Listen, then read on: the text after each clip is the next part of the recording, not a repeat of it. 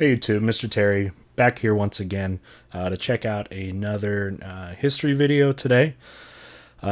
Today's video is Bill Wurtz's History of Japan. Now, I will tell you, I have seen this video. I have seen this video many times. It has been recommended to me, though, so many times I thought I would still just kind of watch it with you. You know what I mean? And every time you watch this video, you learn something new, every time. I've also seen, of course, History of the World. In fact, I show both of these videos in my classes. The students love it, and if you've seen it, you could see why. When I've seen other React videos of these Bill Wurtz videos, some of the people say, "Man, these would be so good in school," and that sort of thing, and they are great. Now, they're not really a video that you could like. I show it because it's fun to watch and that sort of thing, but it's not something you could assess on necessarily, because if you know his two videos here, his history videos, they're very quick moving and that sort of thing, and more just entertainment. And I will say one thing that's really cool is when you know a little bit already about either Japan or if you do History of the World.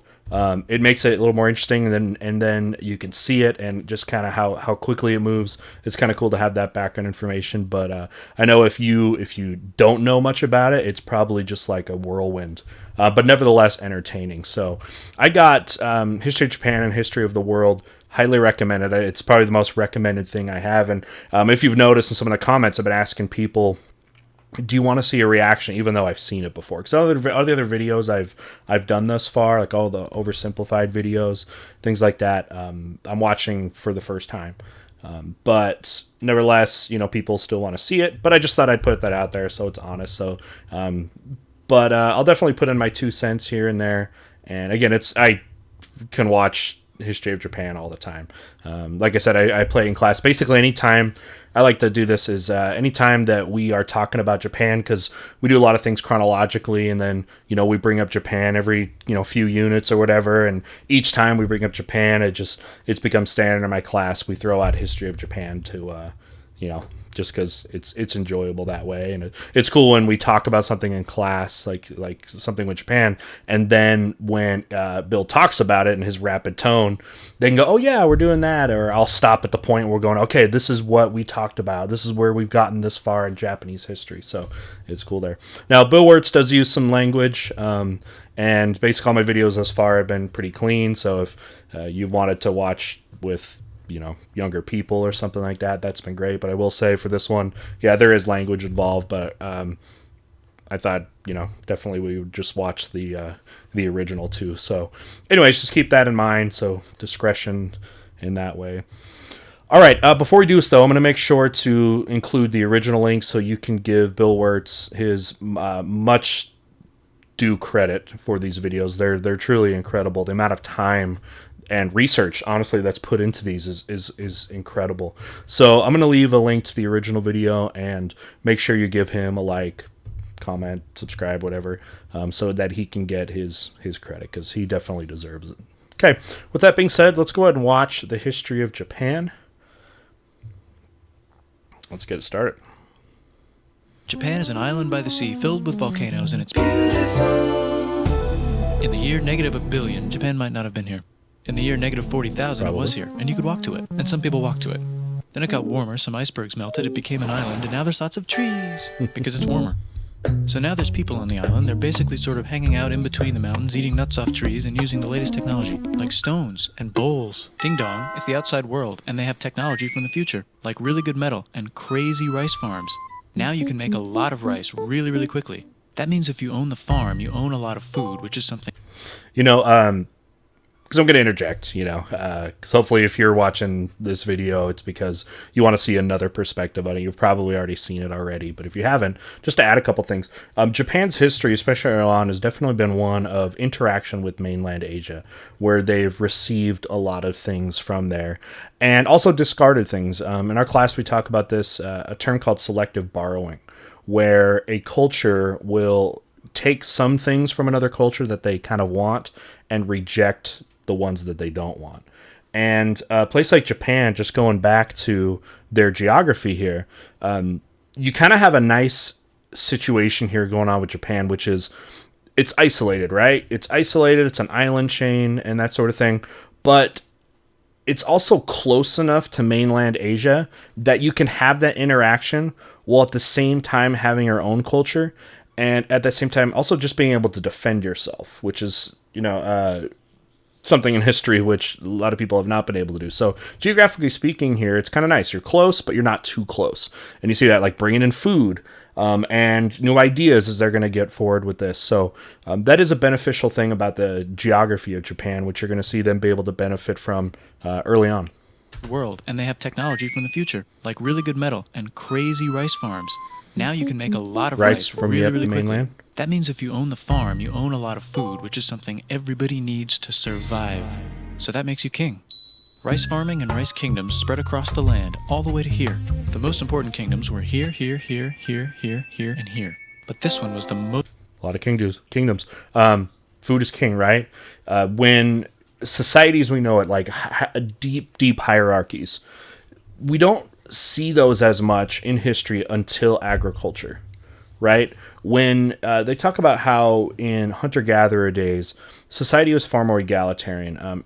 There was, obviously fewer jobs, but everyone played more of a role and had more individual importance. Yeah, you're still going to have your a few of your leaders and things like that, but once you become an agricultural sedentary society, the ability to own land and own useful land, like that to have food, for example, automatically puts you at a position of importance. And the more important you are, of course, in a society, the more powerful you are. And you're seeing that already, these places, because one thing about Japan is, for agriculture, it's not that great for mass agriculture, right?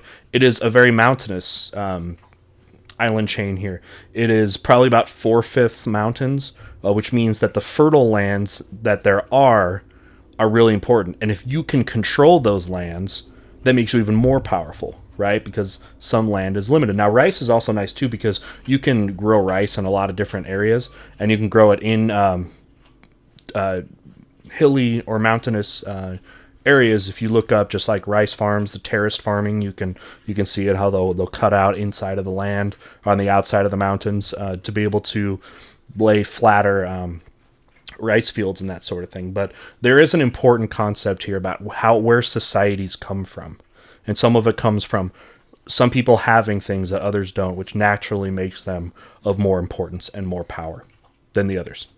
Most important, ruled by a heavenly superperson, or emperor for short. Knock knock, get the door, it's religion. The new prince wants everyone to try this hot new religion from Biek. Please try this religion, he said. No, said everybody. Try it, he said. No, said everybody again, quieter this time. And so the religion was put into place, and all the rules that came with it. Then the government was taken over by another clique, and they made some reforms, like making the government govern more, and making the government more like China's government, which is a government that governs more. Yep, one of the things that the Japanese took in that selective borrowing was definitely Chinese government. Chinese government was very efficient. For being a massive area, they ran themselves very effectively. So you have that going on, but of course, one of the challenges is unifying all of this, which is not going to be happening in Japan for a long time. It's very difficult. In my classes, I like to compare ancient Greece with feudal Japan because of this reason. The geography of Japan, just like Greece, is not one that lends itself to easy unification, because the geography is so divisive, right? It can take a long time to get from one territory to another, because just like Japan and Greece, they are islands, which means you're naturally disconnected that way.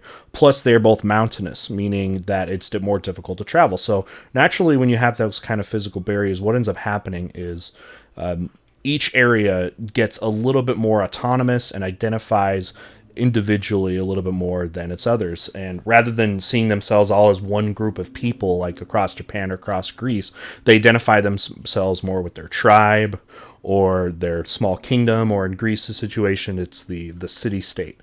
And but nevertheless, coming back to this, you need a governing structure, and they were able to take that influence from what the Chinese did and sort of make it their own. like making the government govern more and making the government more like China's government, which is a government that governs more. Hi, China, they said. Hi, dipshit, said China. Can you call us something else other than dipshit, said Japan. Like what, said China. How about Sunrise Land? Not to interrupt too many times, hopefully, here, but one thing to understand about China is this idea of cultural superiority. I don't know if that's the best term to call it that. China is one of the places that develops civilization very early. They talk about in history the 4 great river valley civilizations, right? Going from west to east, you get the Nile in Egypt, you get the Tigris and Euphrates in Mesopotamia and the Middle East, and then you get the Indus River Valley in India, and then you get the Yangtze River Valley here in China. So they were among the earliest civilizations to sort of come together, right? And the difference between the other ones too is that China is the most isolated of all of them. They are the furthest away from the other ones and did, especially early on, some of the least interaction. So if you are a society that's becoming advanced, like early China was, and you're isolated from a lot of the other civilizations, I think naturally it comes with it that you're going to feel maybe a little bit more superior than other cultures, because most of the outside cultures you do deal with are ones that may not seem as advanced to you.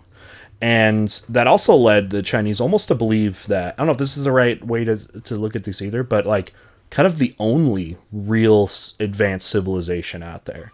And again, I don't know if that's entirely the right way to word that, but you can see this kind of cultural superiority when they're going to interact with people like the Japanese, for example, because they don't interact with a lot of these groups. So you see a little bit of the superiority complex that's happening here, and Bill Wurtz kind of makes fun of it. But I think there is actually some truth to that, which can again be explained by how China developed so isolated from others. Said Japan. And they stole China's alphabet and wrote a book about themselves. And then they made lots of poetry and art and another book about themselves. Then they stopped moving the capital every time the emperor died and kept it in one place for a while, right here. And they conquered the north, finally. Get that squared away. A rich hipster named Kukai is bored with modern Buddhism, visits China, and learns a better version, which is more spiritual. Comes back, reinvents the alphabet, and causes art and literature to be great for a long time. And the royal palace turned into such a dream world of art that they really didn't give a shit about running the country. So if you live outside the palace, how are you supposed to protect your shit from criminals? Hire a samurai. Of course. Everyone started hiring samurai. Rich, important people hired samurai. Poor people who could not afford to hire samurai did not hire samurai. The samurai became organized and powerful. Another similarity to make, especially if you're a history student or just a fan of history in general, the Japanese feudal system here, right? In my classes, we talk a lot about how you can compare the Japanese feudal system to the one happening in Western Europe, right? So you get this idea that there is not necessarily a like national or huge like large scale government that can protect you, right? You rely on protection from something more local. And if you are one of those people, again, for example, I could talk about at the very beginning of the video, that is able to own land, you need to be able to protect it, right? Because you have a target. So you need to find a way to defend your stuff, like he's saying here.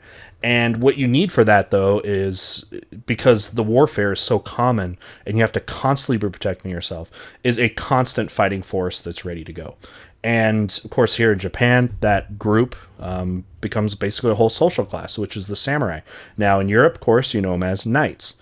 And you have these lords or daimyo in Japan. Then, of course, you got your just basically lords, in Europe, and they have that same purpose, which is like a mutual beneficial relationship, where it's like these lords who can bestow power, they can bestow responsibilities as well as privileges, and then in return you protect that lord and are loyal to them, right? And that same symbiotic relationship happened in Japan and happened in Europe, and was a great source of stability for centuries.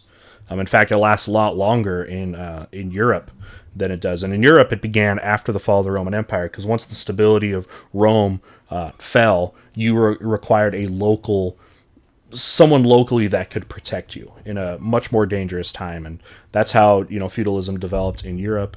And then Japan, kind of, again, a similar thing where you need more local protection. So anyway, that's a fun way to make that connection. It's great to write on a paper or something like that.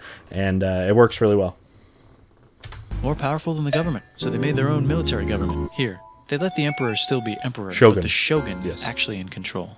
Breaking news, the Mongols have invaded China. We've invaded China. Said the And everywhere Mongols. else. Please respect us, or else we might invade you as well.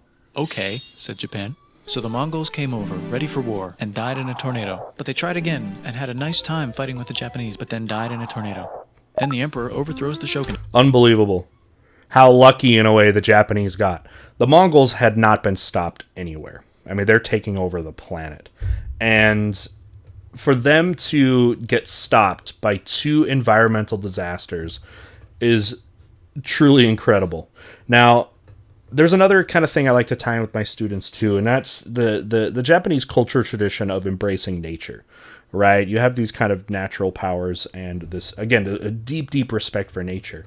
And it's like, it's almost like it can become more entrenched when you see something like nature working for you to protect you, right? If the gods, the spirits, the energy force that be in the universe is in control of these natural disasters, and you have these 2 typhoons, 2 of them, right, that take out the Mongols to protect you, you're going to have an even deeper respect for nature and, basically make it a key part of your culture and even religion, right? So it's like these guys, they probably figured out that, yeah, they're the ones that are doing the right thing culturally and embracing nature, because it seems like it's paying off for them as nature is basically protecting them. But that's truly amazing.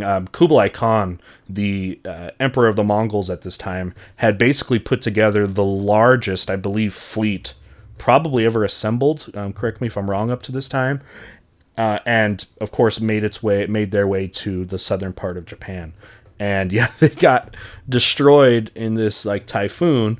Kublai Khan goes back and is not done with it. He's gonna try to regroup, and I think it's about 10 years later that he sends the other group, and then the same thing happens. That's truly a remarkable thing. No wonder Japanese cultures embrace nature that much, because it's working for them, at least with that. Now that's negating the horrible earthquakes and things that of course happen, and the tsunamis and things, but I guess you take in the good with the bad that way. And had a nice time fighting with the Japanese, but then died in a tornado. Then the emperor overthrows the shogunate. Then the shogunate overthrows him back and moves to Kyoto and makes a new shogunate. And the emperor can still dress like an emperor if he wants. That's fine. Now there's more art. Like painting with less colors, collaborative poetry, plays, monkey fun, tea parties, gardening, architecture, flowers. It's time for who's going to be the next shogun. Usually it's the shogun's kid, but the shogun doesn't have a kid, so he tries to get his brother to quit being a monk and be the next shogun. He says okay, but then the shogun has a kid. So now who's it going to be? Vote now on your phones. And everyone voted so hard that the palace caught on fire and burned down. The shogun actually didn't care. He was off somewhere doing poetry. And the whole country broke into pieces. Right? Everyone is fighting with each other for local power, and it's anybody's game. Knock knock, it's Europe. No, they're not here to take over. They just want to sell some shit, like clocks, and guns, and Jesus. So that's cool, but everyone's still fighting each other for control. Sell now Christianity with guns, everywhere they go and wouldn't to. it be nice to control the capital, which right now is puppets, with no one controlling them? This clan is ready to make a run for it, but first they have to trample this smaller clan, which is in the way. Surprise, the smaller clan wins, and the leader of that clan steals the idea of invading the capital and invades the capital, and it goes very well. He's about halfway through conquering Japan when someone who works for him kills him, and then someone else who works for him kills them, and that guy finishes conquering Japan. And then he confiscated everybody's swords, and made some rules. And now I'm going to invade Korea, and then hopefully China, he said, and failed, and also died. But before he died, he told these 5 guys to take care of his 5-year-old son until he's old enough to be the next ruler of Japan. And the 5 guys said, yeah, right, it's not going to be this kid, it's going to be one of us, because we're grown-ups. And it's probably going to be this guy, who happens to be way more rich and...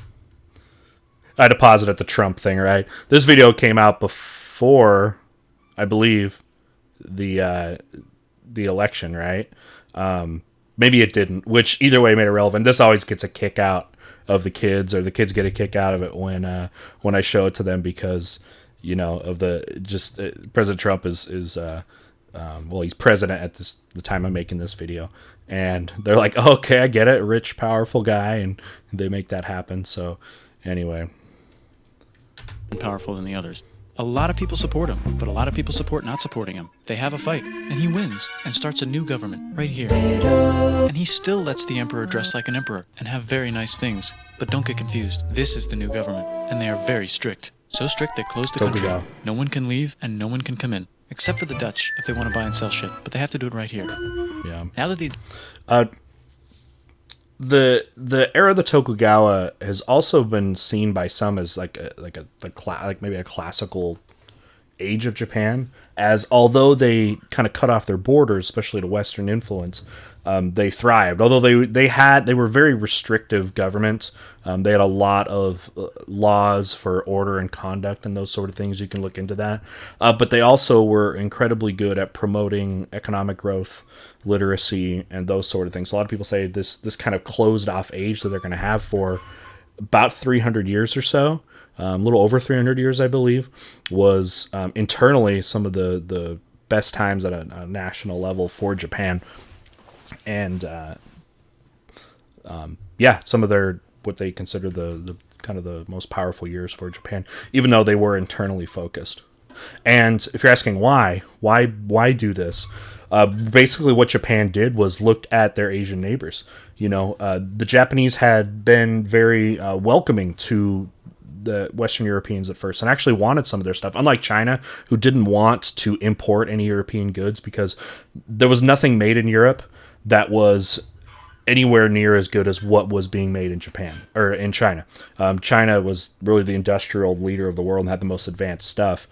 So they were very, very restrictive, whereas Japan actually wanted a few things, especially military type things, right? Weapons, because they're a military society, right? So you would embrace those things.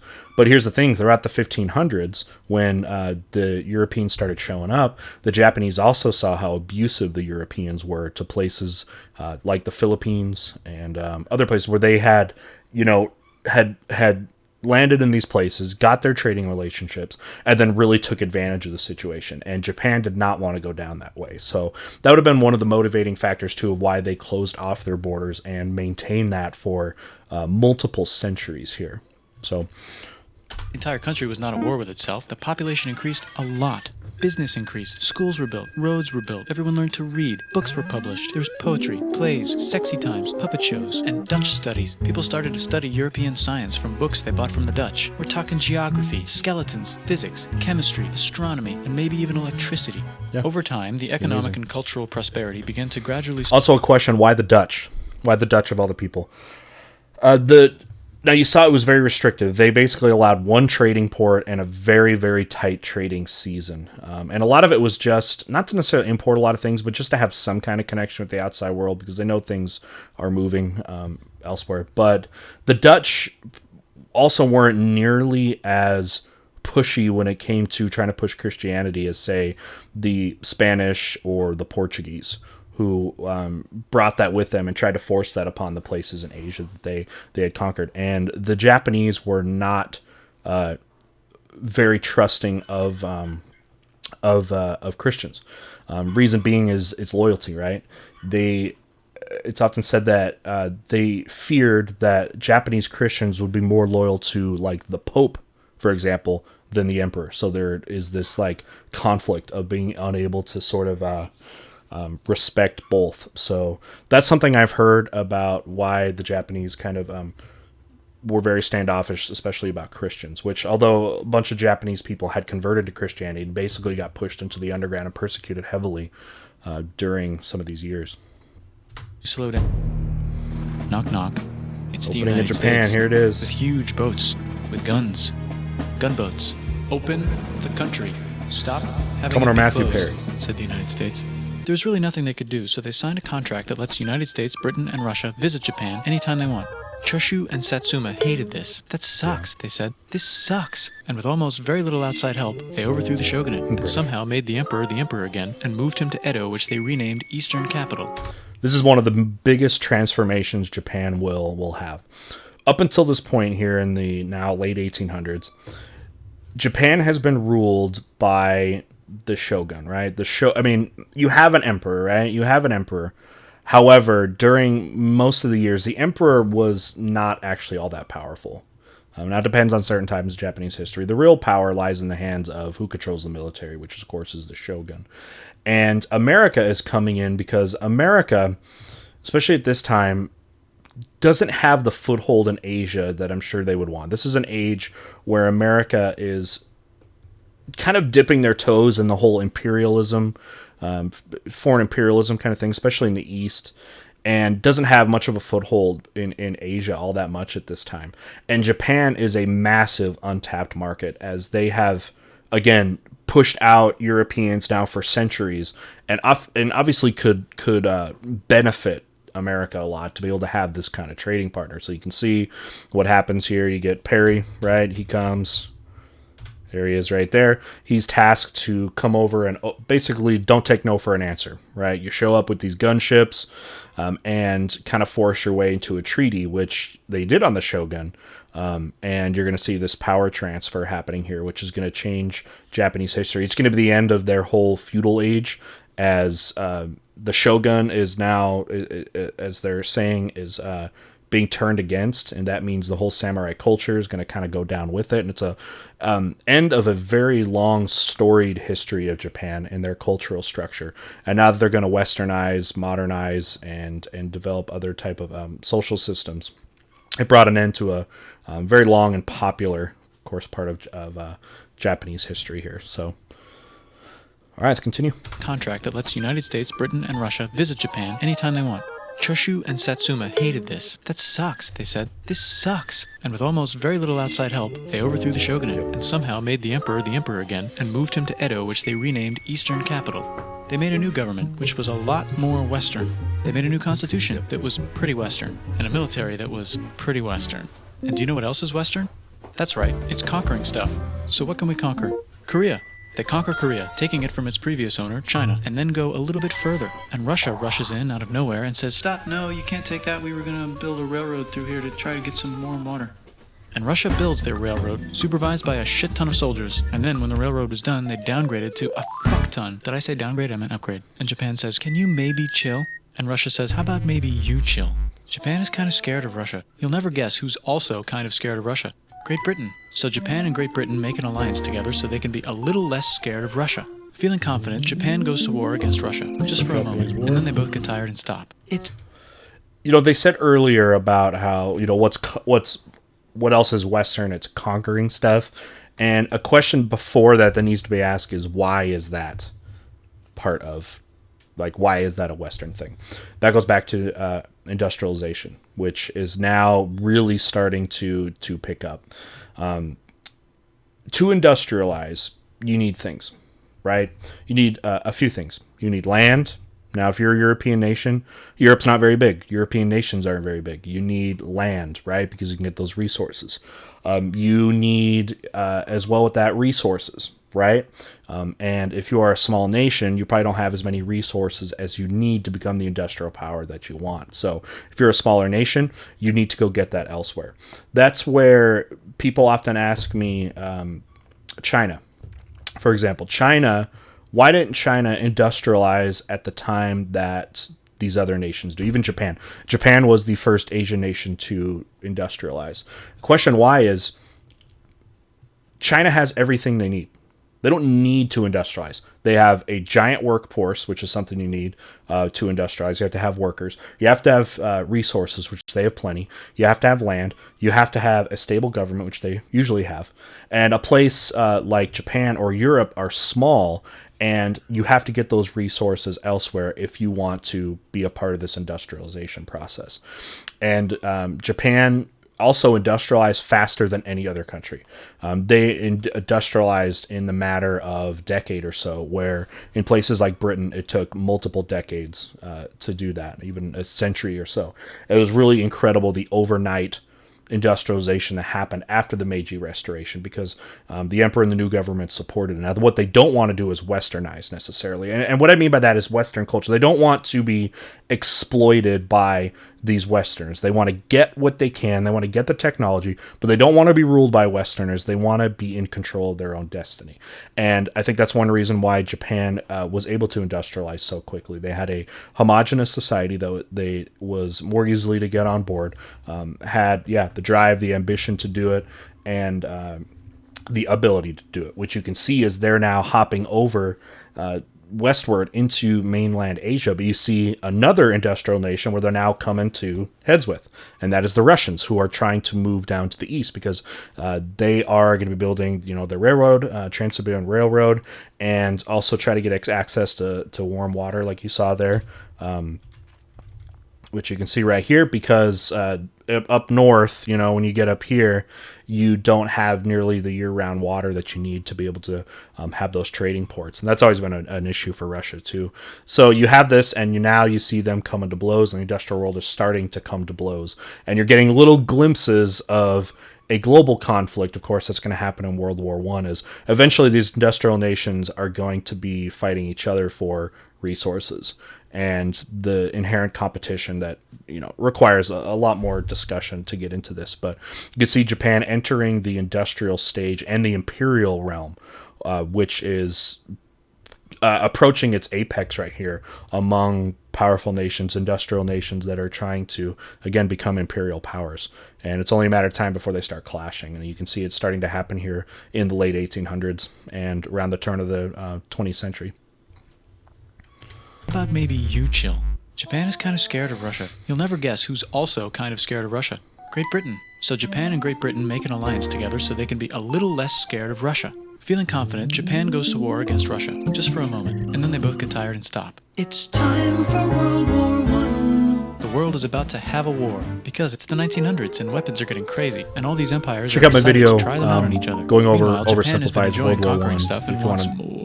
And the some next more thing on their comments list on is that. this part of China and lots of tiny islands. All that stuff belongs to Germany, which just had war declared on it by Britain because Britain was friends with Belgium, which was being trespassed by Germany in order to get to France to kick France's ass watch my because World War France is friends video with Russia, from who was getting ready to Oversimplified. kick Austria's ass because Austria was If you want getting me ready to to kick comment more on Serbia's this. ass because someone from Serbia shot the leader of Austria's ass. Or actually shot him in the head. And Britain is currently friends with Japan, so you know what that means. Duh, Japan should take the islands. Win-win Which they wanted to situation do there. anyway, so they called Britain on the telly to sort of let them know. And then they did it.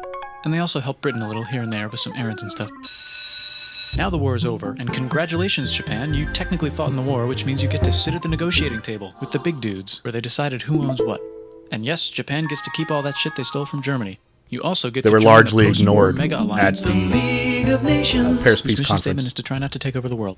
The Great Depression is bad, and Japan's economy is now crappy, but the military is doing just fine, and it invades Manchuria. In the League of Nations, it's like, no, don't do that. If you're in the League of Nations, you're not supposed to take over the world. And Japan said, how about I do anyway? And Japan invaded more and more and more and more of China, and was planning to invade the entire East. Look into the Manchurian Incident. It was basically the incident the Japanese cited as their reason for invading Manchuria in China. We come to find out, pretty good authority, that they had staged it as a way to make the Chinese look, I guess, bad and aggressive, which then they were hoping would get the blessing that they could bring in this military force into China.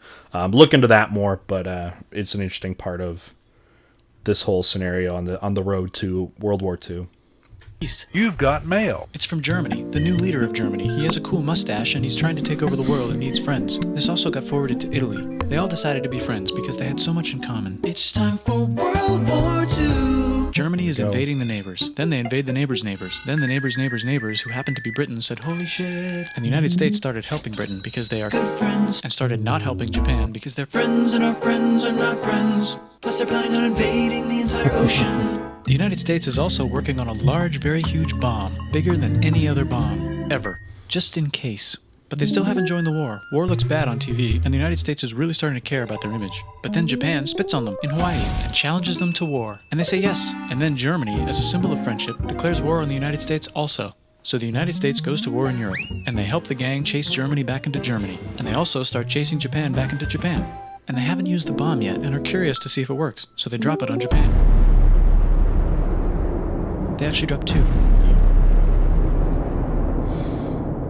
If you're looking for more commentary or feedback on World War II, watch the oversimplified video I did of World War II, and you'll see I talk a lot more about some of these things, but I don't want to be redundant.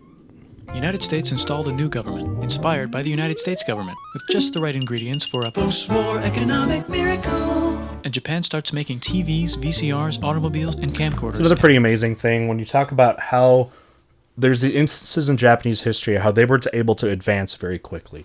You saw it with how quickly they industrialized in just a matter of a handful of years, and then you see how quickly they were able to bounce back from World War II. Now, of course, there was a lot of intervention from the Americans here who want to see Japan as this big ally, but that doesn't fully explain their explosion, especially in the technology sector, as they're looks like starting to talk about here, and have remained a tech giant ever since, and economically a powerhouse that way.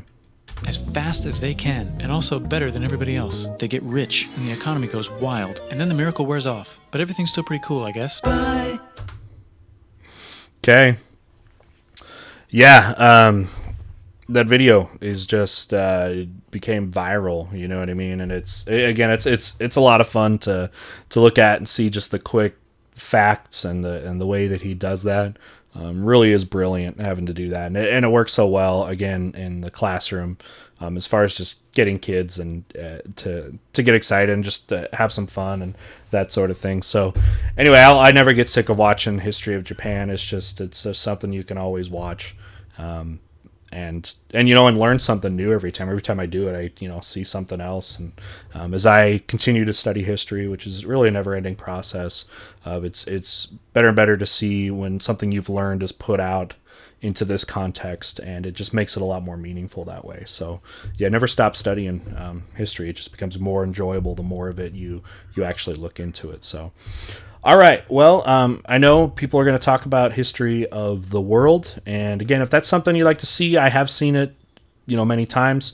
But if it's something you'd like to see me watch with you or whatever, let me know, and we'll see what you all think. But again, please visit Bill's original video.